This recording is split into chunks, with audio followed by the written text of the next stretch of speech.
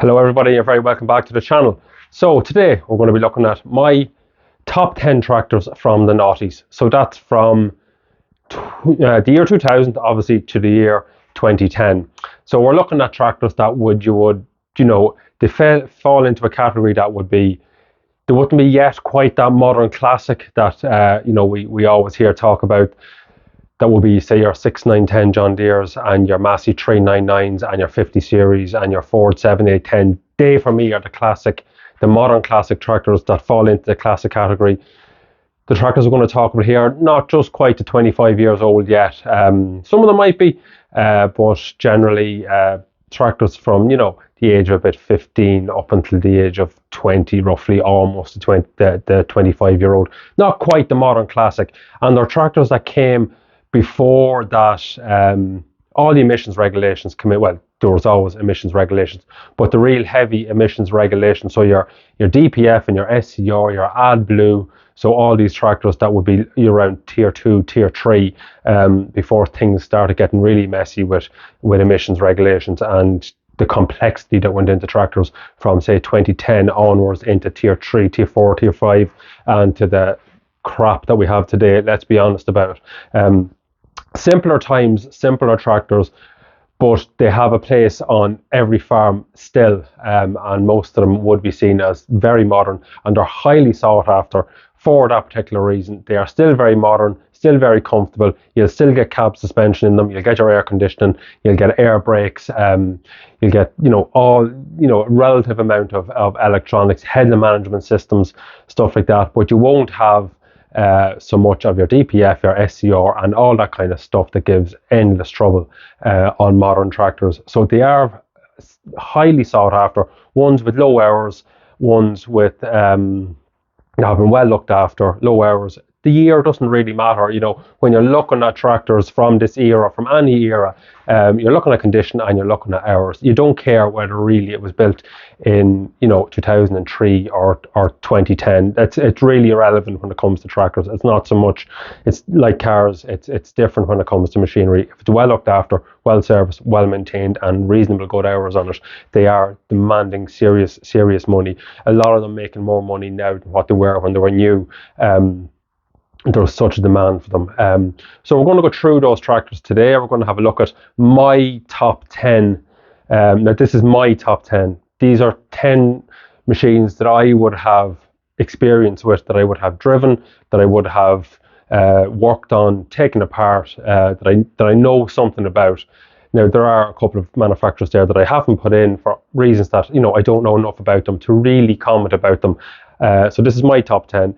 Anyone that has their favourite, if it's a Class, if it's a McCormick, if it's something that you own from this era, please put it in the comments. Please let me know, talk about it. It's not that I've left anything out, but this is my top 10 mainly tractors that I've worked on, that I've dealt with, that I've driven and operated down through the years. Of course there will be a couple of green ones there and a red one here and there, so we'll get into that. Before I start the video, it is top 10, but today I am doing 5, and next Sunday I'm going to do the next 5. It's just been very, very busy, and I'm away all next week on technical training, so I will not get a chance to make a separate video or to finish off a separate video for next week. So I'm doing this video, I'm shooting the first half of it today. I'm going to shoot the next half of it probably with Sunday afternoon. Today is Saturday. It's just been so busy, so I'm doing the first half of this today. I'll do the second half at some stage tomorrow, and I will have it ready to go then for next Sunday, because I'm away all week. And next weekend is the bank holiday, and it's my wedding anniversary, and I can't ignore the family next weekend. So I will have the second half of this video definitely next Sunday. One thing I would like to ask before I get into the video, anyone that's watching, I know I've asked these questions before about your viewing habits and how many people are watching and I appreciate all the feedback that I got on that. One thing I do want to ask, the next question on my little bit of research that I'm doing, is what device are you looking at this video on? Are you looking at on a phone, a tablet, a laptop, or your television at home? your smart TV or whatever. So if you just want to drop a comment into the box, I'd really appreciate it. If you just say your phone, your laptop, your smartphone or TV or whatever device you're looking at this video on, just let me know. And I'm just doing a little bit of research into it, because it does matter what way videos are structured for different devices. Does matter. And it tends to be that if you're looking at it on television, it's not as easy to comment and even to like a video or even to subscribe. So if more people are watching it through TV, it's harder for those people to like and subscribe and to make comments. You have to go on your phone early to put the comments in. So yeah, I'd appreciate if you leave a comment about your favorite tractor or whatever from this era. So yeah, I'm going to get started with the first 5. So today we're going to be looking at, the modern tractors today are getting more complex with layers of electronic controls, fancy touchscreens, collection of sensors and actuators to keep the exhaust emissions in check that we're all familiar with. So when the tractor is new and protected by manufacturer's warranty, this is all well and good, but by the time these models filter down to smaller farms, there's just more to go wrong, and there's more chance of costly repair bills. And while most makers offer simpler stripped down ranges, there's no getting away from your AdBlue, your EGR valves, your DPFs, and all the things that come along with that, the hassle that comes along with that. So the result of this is popular tractors built before this era have reversed the typical trend of steady depreciation. Values are now rising significantly, with some tidy examples on low hour counts changing hands for near their new prices or above their new prices. Now it is hard, these particular tractors I'm talking about, they're not at the bigger end of the scale. So these are what would you call the mid-end, so around your 150 horsepower to 200 horsepower mark, maybe a little bit less. That would be great all-round tractors, pretty much. Now you have obviously your bigger 8000 series John Deere's and your Fendt 900s and stuff like that. They are more one-trick ponies. You will get them with low hours because they tend to just do a lot of work for one section of the year, and then maybe over the winter they're parked up in a shed for 5 or 6 months. But the smaller tractors, the more utility-based tractors, your John Deere 6, 930s and your 800 and 700 series Fendts and stuff, they would be on the road nearly all year round. They might be doing slurry, they'd be cutting grass, they could be de-stoning, they could be ploughing, they could be on a sprayer, they could be on a fertilizer spreader, they could be drawing silage, stuff like that. Whereas the other bigger end of the scale, or even the smaller end of the scale, just do very specific type jobs. So what we're talking about today is very that utility, very broad range utility tractor. And having said that, the first horse out of the stable is the Fendt 820. Fabulous tractor. I seen one on Dundee today. I was looking up. I think it was a 2010 one on Dundee, or 2011 might have been, with 8,000 hours. It was immaculate, and it was on the market for €65,000, and it will be got for it. A fantastic, beautiful looking machine. It was a credit to its previous owner. Very well looked after. I think it's in sale. It could be North County Dublin someplace, but yeah, beautiful machine. €65,000, like big money for a tractor that's 14 years old probably at this stage. Yeah. So the 820, so cramming 200 horsepower into a relatively compact and lightweight package, Fendt 820 Vario is still able to hold its own against much more recent models. In fact, the engine and the transmission are the same base units as the more recent 700 series tractors. As a result, values have remained strong, and good second-hand examples are snapped up really quickly. The only problem is that it's becoming increasingly difficult to find those that aren't on ridiculously high hours. And this one I saw today was on 8,000 hours, which would be deemed as being low. Once you go under the 10,000 hour mark, they would be deemed as being low-hourred. The model was launched in 2006 as a replacement for the 818, but slightly confusingly, it had the same underpinnings as the smaller 718. The only difference were some of the specs and the fact that the 6.1 litre Dietz engine was tuned to 205 horsepower. Earlier examples of the 718 delivered just 168 horsepower, so the 820 was a relative powerhouse in comparison. So it was there to pretty much take the place of the 718, although it was an 800 series. It was smaller than the earlier 800. So the power to weight ratio, there was a better power to weight ratio, and it did pack a lot of horsepower in for its size. So the tractor, came out in the mid 2000s. The engine had to meet stage 3 emissions regulations, which it did with a cool exhaust gas EGR system. So this EGR system has been known to cause problems on tractors that aren't really worked heavily, so that aren't put on a mower or ploughing or something. If you're doing more general takeover work, that your system can get clogged up and stuff. So the Vario transmission is great from a driver's point of view, although it does have a reputation for costly repairs. Yeah, but there are a lot of people out there that are, doing remanufactured units. So you basically just lift your one out, you give it to them, and you buy one off them. And there is a surcharge then on the one that's come back. And a repair on one of those, a transmission, a complete swap out transmission on one of those, is somewhere around the 10,000 mark. So it is big money. It is, but you're getting a transmission back that is fully reconditioned and guaranteed. There are a couple of companies doing these, and I have dealt with some of them before, and they generally are good for another 10,000 hours. They are a superb transmission, the Vario transmission. It is a Fendt transmission. It's not what some people say. It's a ZF transmission. It is not a ZF transmission. It's Fendt own, built by Fendt themselves, that Vario transmission. So yeah, and if it's looked after and driven considerably, it can run the very high hours. And if it does go wrong, obviously that reconditioned unit is there to be fitted. Fendt built the 820 for 5 years and replaced it with the new 700 series in 2011. So values 5 years ago would have ranged around the 45,000 mark, 40 to 45,000 mark. Would have been a brilliant investment. Yeah, so up now in the 55, 60 and 65,000 mark, as we see on Dundee for ones in really, really good condition. So next one we have, for the Massey Ferguson lovers, we have the 6480. Massey Ferguson's ubiquitous 6480 had a lengthy build from 2004 to 2012, so a huge long production run, but it saw a significant amount of changes during that time, and anyone that's familiar with them will know that. All models are popular second-hand workhorses, but those at the beginning and at the end of the series are the ones that are most sought after for different reasons. Early versions are simple, solid workhorses that have a lot in common with the 6290 that went before it. This means that they have the Stage 2 6-litre Perkins 6-cylinder engine that developed in and around 145 horsepower. This is allied to the Dynashift gearbox, which with 4 power shift, I think it's 4 power, yeah, 4 power shift steps and a splitter, delivers a total of 32 speeds. The first significant change came in 2005 with a switch to a more complex schema, that Dyna 6 transmission. This has 6 power shift steps and 4 mechanical ranges, giving a total of 24 speeds. The changes are also robotized, negating the need for mechanical gear stick.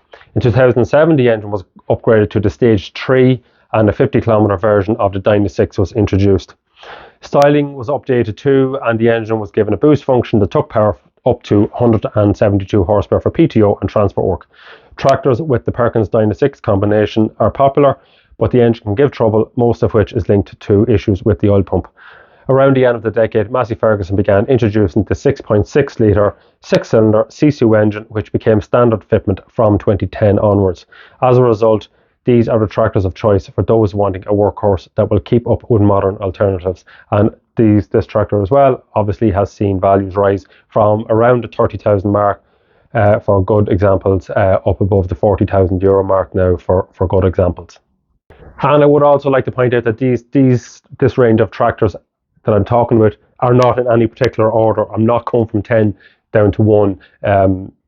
So if you think, if I put a Fendt, below a Massey Ferguson or a John Deere, I didn't. It's just a top 10 my general top 10. So the next one we have is the ever famous John Deere 6930. So the John Deere 6930 Premium has had its fair share of problems, and I'll be the first to admit it, but in the 17 years since it was launched, most of those have been sorted. It's now considered a light, powerful and dependable outfit that can hold its own against bigger, heavier rivals.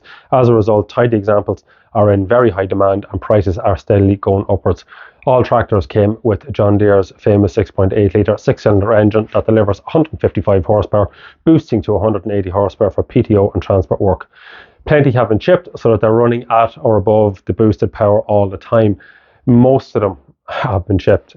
Any of them that is over 10 years old, because there has been issues with them, with the head gaskets, issues with the head bolts. There has been issues with the fueling system, little bits of problems with injectors and stuff like that. other than that, it is a superb engine. It is a fantastic tractor. When you get one that has had all the problems and issues ironed out of it, they are an excellent machine. People do give out about them, but if you don't know about them, if you're not familiar with their issues, they are all quite easy to fix for someone that knows about them and has access to the equipment to fix them. There's very little that can't be done on them. And you can boost that 6.8 litre engine out to over 200 horse, because it is the same engine in the 7530. Now, I have the 6930 on here, the 7530.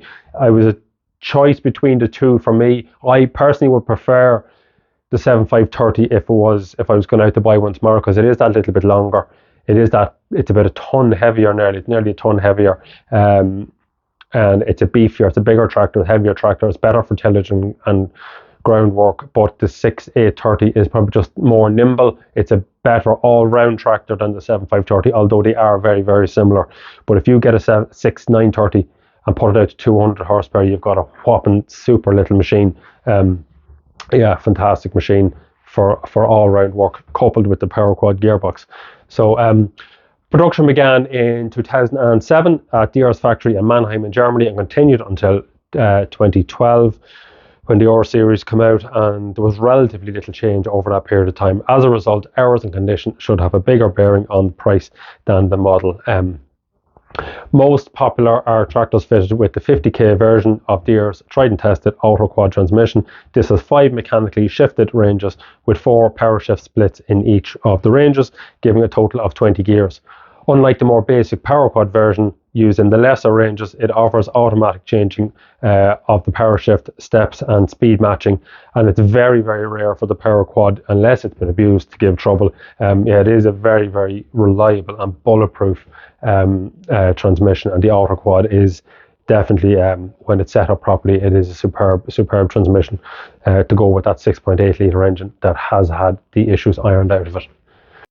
So the supplier ZF supplied the stepless auto power transmission.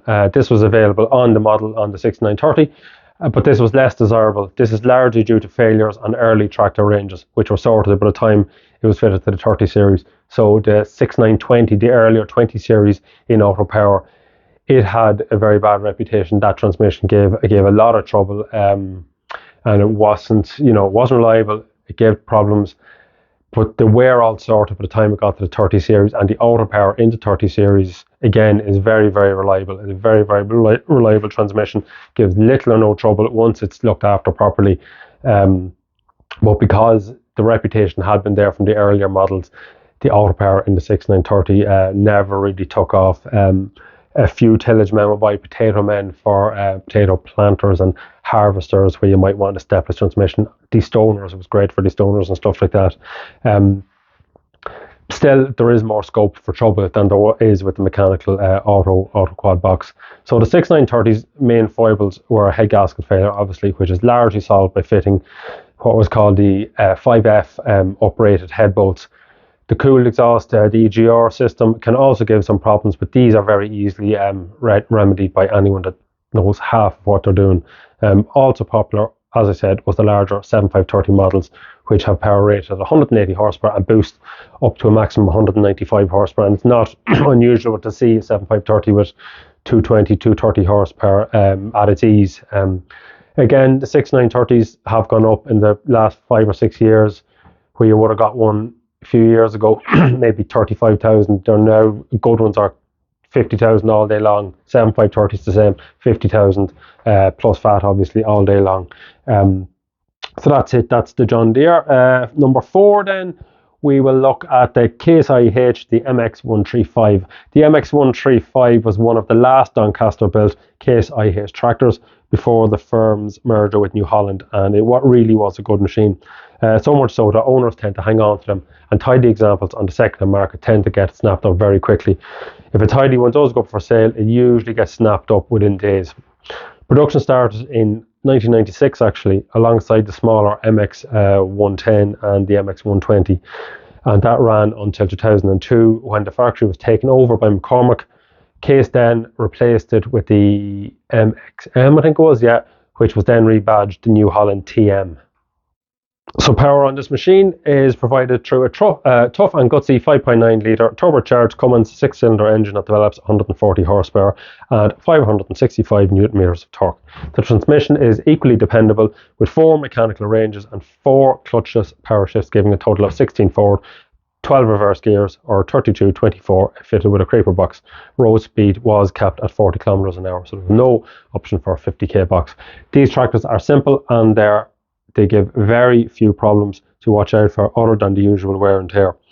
Occasionally, engines have been known to drop a valve, and the odd one has trouble with torsional dampers between the engine and the gearbox, but it is very rare, more on high-hour machines. So in 1998, the MX135 was joined by its 2 larger siblings, the MX150 and the MX170. These have the same 5.9 litre Cummins engine tuned to 151 horsepower and 166 respectively.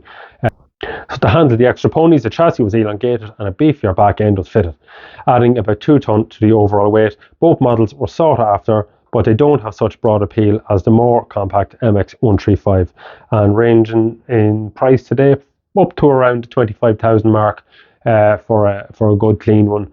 Whereas you would have got one 5 years ago for maybe 15, something around 15,000. So again, it's gone up a bit of third in value. Again, another great investment. If you're getting work out of it and you're looking after it, they will pay you back. So yeah, that was another super little tractor, the MX135. So lastly for today, we have the Valtra 6550 High Tech. In the days before the Agco ownership, Finnish firm Valtra specialised in simple, rugged tractors with no frills mechanical transmissions. The brand only had a small market share in the UK and Ireland, but the tractors have such a good reputation for reliability that the demand remains really strong and prices remain high. When the 4-cylinder 6050 High-Tech series was launched in 2004, the company had dropped the Valmet name and was now under Agco ownership. But the tractors were still Finnish design and very similar to the previous 6050 range that had ran from 1998 to 2003. The 6550 High-Tech is the second largest tractor in the line, below the 123 horsepower 6850, and it has the same 4.4 litre 4-cylinder CSU engine that was detuned to 103 horsepower. This drives the firm's high-tech semi-power shift transmission, which has 4 gears in 3 ranges with a 3-speed power shift, giving a total of 36 ratios in forward and reverse. They're not the most sophisticated tractor, but the appeal is that they're bomb-proof, reliable and simple to maintain. These models were made for just 2 years before they were superseded by the N series, which are also in high demand. 6-cylinder 8050 series from the same era are very popular too. These achieve similar if slightly higher values than the 4-cylinder, but they were only built until 2002 when that T series came out. So values today up to roughly around the 30,000 mark from about 20,000 5 years ago. So again, a great investment. So that's it. That's the first 5 for today. So I will have the next 5 next week. So I have Dites, I have a few other brands in there, maybe New Holland, it could be a blue tractor there someplace.